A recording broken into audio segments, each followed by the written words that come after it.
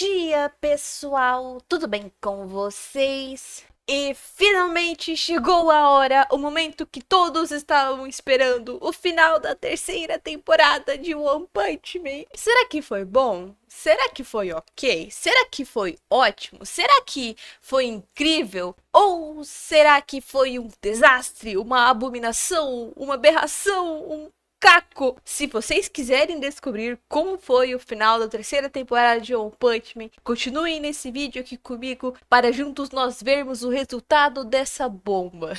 Começando pelo episódio 11. O episódio começa com o Isamu acompanhando o Agama até a superfície. E uma coisa que eu percebi durante essa cena é que assistir a terceira temporada de One Punch Man me fez gostar muito mais do personagem do Isamu. Tipo, eu comecei a acompanhar o mangá de One Punch Man em 2019. E na época, eu li tudo tão rápido que muitos detalhes sobre muitos personagens acabou passando despercebido por mim. Dentre esses personagens foi o Isamu. Mas agora, assistindo a terceira temporada, eu consegui pegar mais detalhes sobre o personagem dele. E agora o Isamu entrou na listinha dos meus personagens favoritos da franquia, a listinha dos personagens que eu mais gosto. Enquanto o Isamu avisava os outros heróis da classe S que ele conseguiu resgatar o Agama e trazer ele de volta para a superfície, o Atomic Samurai informa pelo comunicador que o Isamu deu para ele que ele encontrou outra criança no esconderijo da Associação dos Monstros, que é o Tareu. O Isamu fica chocado com essa informação e pergunta para o Agama se ele sabia disso. E o Agama diz que ele sabia, mas não contou porque ele queria ser salvo, então ele não contou. E eu achei muito interessante que a reação do Isamu não foi de dar um sermão no Agama ou coisa assim, por ele não ter contado. Na verdade, o Isamu apenas diz que vai voltar para resgatar o Tareu e é isso. Mas agora esqueçam tudo o que eu acabei de contar para vocês, porque essa cena não é a versão que foi publicada no mangá. Lembra que eu contei no último vídeo que, no final da luta do Phoenix Man, o Isamu está voltando para a superfície junto com o Agama e o Saitama? Então, primeiro acontece essa cena muito engraçada do Saitama ajudando, entre muitas e muitas aspas, as crianças a abrir a tampa do bueiro.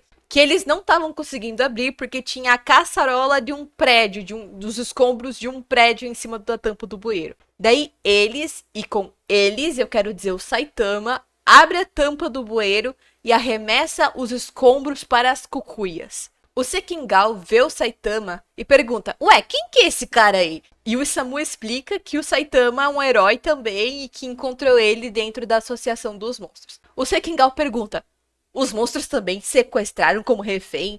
E o Saitama responde, não, eles estavam fazendo muito barulho, então eu fui lá reclamar.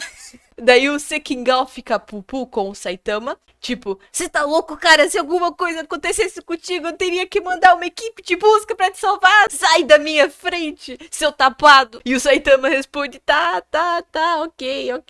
E vai embora e entra de novo no esconderijo da Associação dos Monstros. A cena do Isamu se comunicando com os outros heróis da classe S e o Atomic Samurai contando que encontrou o Tareu é quase a mesma coisa que foi mostrado no anime, mas com alguns detalhes a mais. O Isamu não questiona o Agama se ele sabia sobre o Tareu. Na verdade, ele nem considerou essa possibilidade. Pelo contrário, o próprio Agama que conta quem é o Tareu e se desculpa dizendo que ele não contou nada antes porque estava com medo e queria voltar logo para a superfície. E com essa revelação, alguém dá uma bronca no Agama por ele não ter contado antes? Não.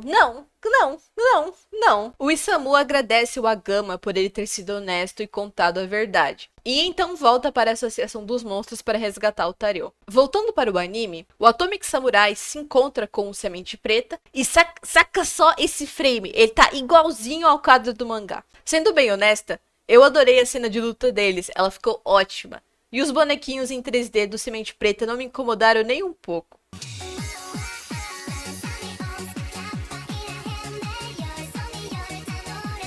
Enquanto isso, o Zombie-Man se encontra com o Mendigo, e esse quadro aqui é muito melhor no mangá, diga-se de passagem. A cena dos dois se enfrentando também está ótima no anime, está ok. Tirando as partes em que a JC Staff teve vergonha de desenhar o Zombie-Man todo destroçado, isso foi um ultraje. Tipo assim, Eu lembro de ter visto em algum lugar que toda essa censura que a JC Staff está fazendo é porque a terceira temporada de One Punch Man vai passar na TV. O que, novamente, não faz sentido nenhum. Não faz sentido eles não querer desenhar um zumbi, literalmente, é só desenhar um zumbi, que os zumbis são destroçados, todo mundo sabe o que é um zumbi. Não faz sentido eles não querer desenhar um zumbi, mas eles desenham do S.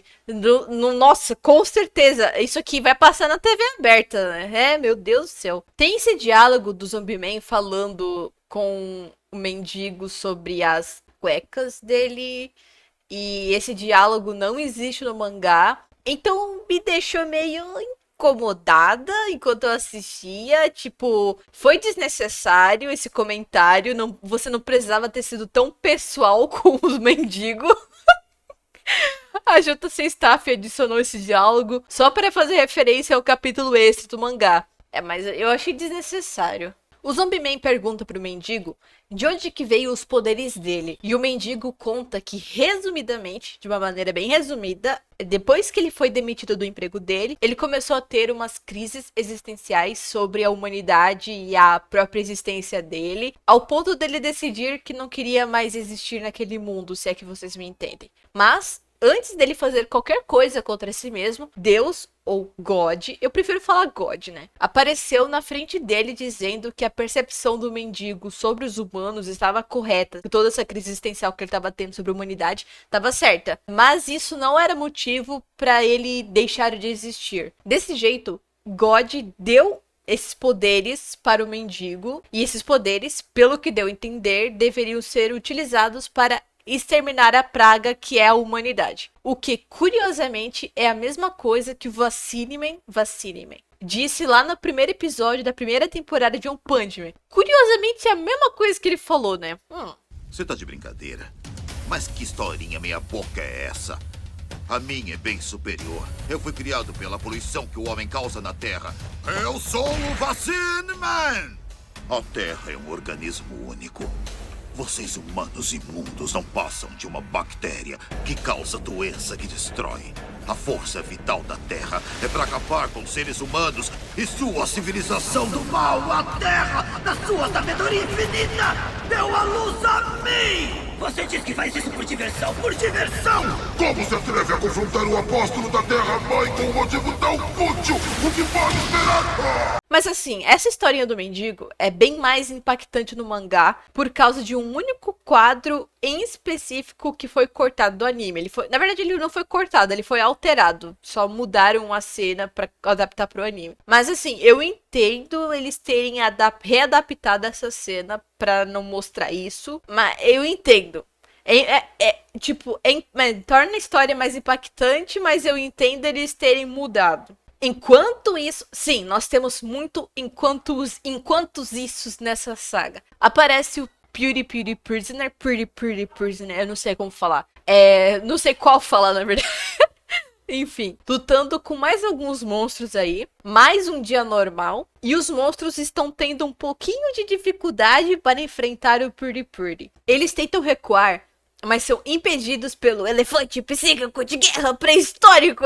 E o elefante literalmente usa a tromba dele de aspirador para aspirar os monstros e roubar os poderes deles, para assim ele conseguir enfrentar o Pretty Prisoner. Meu Deus, o nome dele é um trava-língua, socorro. É o seguinte, gente, eu vou ser bem sincera com vocês. O eu não sei falar o nome dele. Ele é um personagem interessante? Talvez, até que sim, acho que sim. A questão é que eu tenho muita dificuldade para gostar dele por motivos que são meio óbvios, se você saber a história do personagem dele. E assim, todas as cenas de luta dele faz com que eu questione todas as minhas escolhas de vida. O Pretty consegue derrotar o elefante e liberta todos os monstros que ele tinha aspirado. E eu acho muito fofinho o detalhe que esses dois monstros aqui são um casal. Eu não lembro agora se eles voltam a aparecer de novo em algum momento no mangá. Mas enfim, eles são muito fofinhos. Eu acho eles muito fofinhos. Depois de derrotar esses monstros aí, aparecem mais monstros. Com a diferença de que esses aí são os colegas de cela do Pretty Pretty, que foram monstrificados pelas células monstro do Orochi. O Pretty Pretty conta que ele quer reverter a monstrificação deles, mas ele é interrompido e atacado pelo Unian. Acontecem mais algumas coisas nessa parte, né? Mas eu vou poupar vocês dessas informações. Continuando. O Nian tenta fugir do Pretty Pretty por uma fresta da parede, né? Inclusive, essa habilidade dele é muito interessante, que faz todo sentido.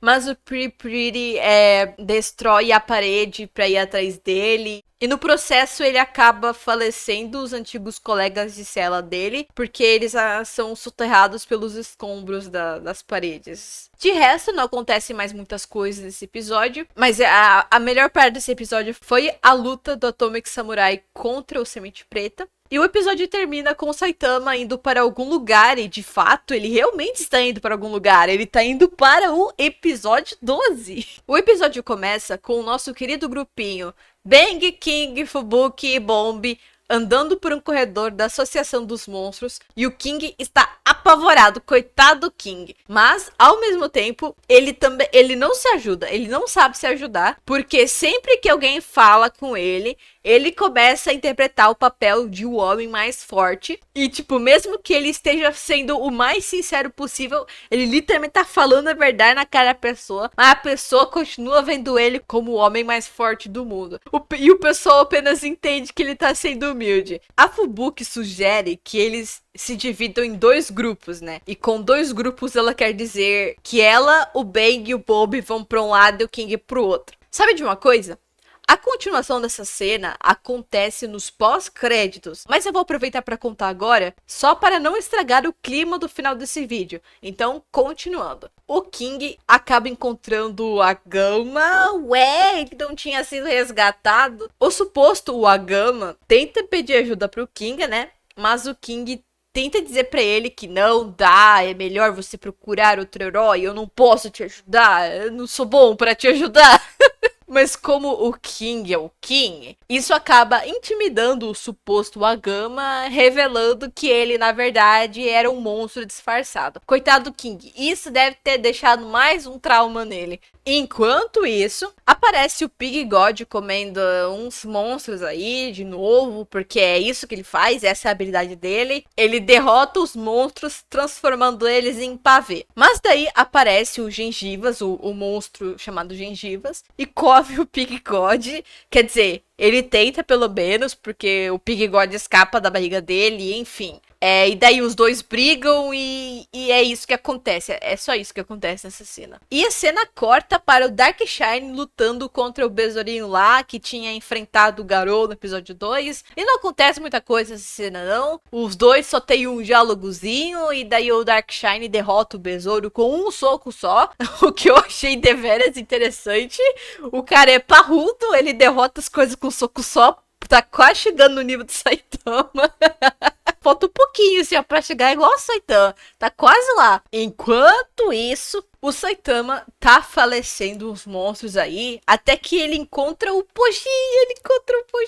E essa cena do Saitama encontrando o Pochi é muito boa. O Saitama pensa, olha só um cachorrinho, você quer me ajudar a achar um monstro que tá fazendo barulheira aqui embaixo? Vou te dar um ursinho aqui, ó, se você me ajudar. E o Pochi dá uma baforada no Saitama. E como resultado, nós temos essa cena incrível do Saitama dando um soco no Pochi e mandando ele sentar. E dessa vez o Pochi obedece porque é o Saitama. O Saitama fez o mesmo ataque do Garou. E dessa vez funciona porque não é o Garou. O Nian estava presente quando isso aconteceu e decide tentar atacar o Saitama enquanto ele estava desprevenido, enquanto ele estava distraído. E como resultado, não temos nenhum resultado. O que faz o Nian ir embora com medo, porque ele não arriscaria a vida dele pela associação dos monstros. Nesse momento que o Pochi é derrotado, aparece a Tatsumaki se encontrando com o Gyoru Gyoru. E a cena do embate entre os dois eu achei muito boa também, mas se bem que reassistindo eu sinto que eu me contentei com pouco. Mas tudo bem, porque continua sendo boa a cena. Não foi um desastre. Quando o Gyoru Gyoru é destroçado pela Tatsumaki, ele tenta chamar o Orochi pedindo ajuda pra ele, mas mal sabe ele que o Orochinho está indo atrás do Saitaminha. E eu já vou spoiler aqui pra vocês que essa versão da luta deles não é a versão que foi publicada no mangá. Quá, não é a versão. Por que eu escrevi barulho de pato no roteiro? Mas antes de contar pra vocês o que aconteceu no mangá, eu vou primeiro contar o que aconteceu no anime. O Orochi conta que foi atraído pela onda de choque causada pelo soco que o Saitama deu no Pochi. Inclusive, o Orochi manda o Pochi atacar o Saitama, mas o Pochi sai disparado com medo do Saitama. Antes de enfrentar o Saitama, o Orochi faz todo aquele monólogo sobre ele ser a forma de vida suprema e etc, etc. E o Saitama responde com: Tá, já chega. Eu não aguento mais ficar escutando essa mesma ladainha de todo monstro que eu derroto. Eu já lidei com muitos como você antes. Então o que te faz diferente deles? Mesmo que você se chama de ser supremo, vai cair com um só soco de qualquer jeito. Acho que você só estava entediado. Você ficou mais forte, mas confundiu isso com alcançar o seu objetivo. Pode cair dentro, mas eu não estou esperando muita coisa não, viu?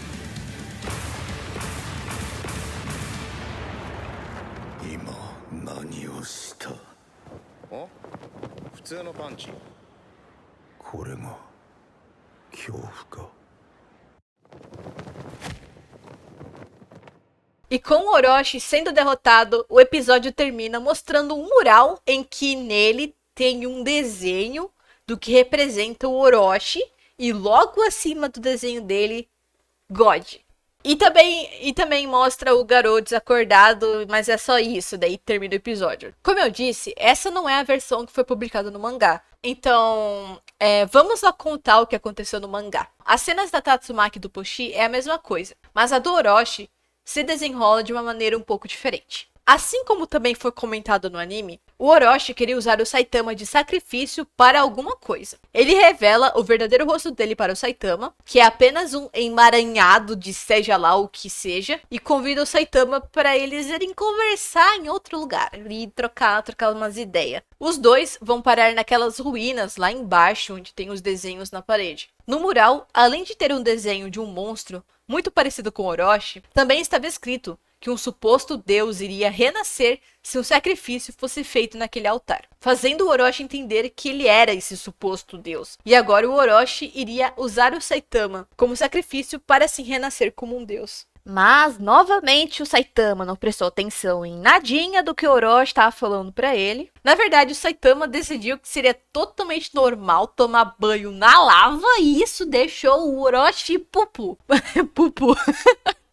Ai, meu Deus, por que eu inventei essa palavra? Ele ficou tão pupu que ele suga a energia do centro da Terra para atacar o Saitama. Meu Deus, caracoles. E sabem como que o Saitama derrota o Orochi? Pois então, ele primeiro distrai o Orochi com um esguicho de lava e depois dá um soco nele, simples assim. E o capítulo termina com o Orochi falecendo na frente do mural, onde é revelado que o suposto deus que surgiria com o sacrifício, na verdade, é God. E vocês perceberam, não é mesmo? Que o sacrifício realmente foi feito. Eu até que gosto da versão que foi adaptada para o anime, mas isso porque eu gosto da resposta que o Saitama dá para o Orochi depois que o Orochi faz o monólogo dele. E honestamente eu também nunca fui muito fã do esguicho de lava que o Saitama faz para atacar o Orochi. Nunca fui muito fã disso daí não também. Mas eu entendo muito bem o Murata ter refeito esse capítulo, porque a versão do mangá se aprofunda muito mais na mitologia do God. E o final do capítulo foi simplesmente perfeito. A sacada foi perfeita. Eu só percebi agora relendo o capítulo. Inclusive, a resposta que o Saitama dá para o Orochi pode muito bem ser guardada para algum monstro que tenha muito mais peso na narrativa. E foi isso, pessoal. Esse foi o final da terceira temporada de One Punch Man. Eu achei que não foi um final péssimo. Na verdade, eu achei um final ótimo até. Foi melhor do que eu esperava. Realmente foi melhor do que eu esperava. Mas não acaba por aqui ainda não. Não acaba por aqui. Por enquanto, pelo menos. Porque já anunciaram que a terceira temporada foi, na verdade, uma parte 1. E a parte 2 está prevista para lançar já nesse ano de 2026. Vai lançar esse ano ainda. Tá previsto para esse ano. E quando que vai lançar a parte 2? Eu não sei. Talvez no final do ano de novo. E espero que os animadores tenham mais tempo para fazer os episódios até lá. Eu genuinamente espero que eles tenham mais tempo, de verdade. E agora que eu terminei os meus vídeos sobre a terceira temporada de One Punch Man, eu finalmente estou livre para fazer os meus outros projetos, que no caso é desenhar. Então existe uma pequena possibilidade de o próximo vídeo que eu postar no canal ser de um speed paint. Isso significa que caso você tenha se inscrito no meu canal achando que eu falo de anime só porque eu falei de One Punch Man, desculpa enganar você, mas esse canal é de qualquer coisa. Eu falei de One Punch Man porque eu gosto de One Punch Man. E eu gosto de jogos também. Então, esse canal é de qualquer coisa. O que eu senti vontade de falar, eu vou falar. Então, pode ser que eu fale de alguma coisa, pode ser que eu fale de One Punch Man, pode ser que eu fale de algum jogo, ou tente falar de algum jogo, ou pode ser que eu poste alguma coisa de desenho. É nessas vibes aí. Fiquem à vontade para dar uma olhadinha em outros vídeos do meu canal. E eu vejo vocês outros dias. Obrigada por assistir, inclusive. Quem encontrou meu canal com os vídeos de One Punch Man. Obrigada por assistir. Volte sempre. Você é muito bem-vindo aqui. Eles tentam recuar, mas são impedidos pelo elefante psíquico de guerra pré-histórico. Ai, essa piada é muito sem graça. Eles tentam recuar, mas são impedidos pelo elefante psíquico de guerra pré-histórico. Que vergonha de falar isso.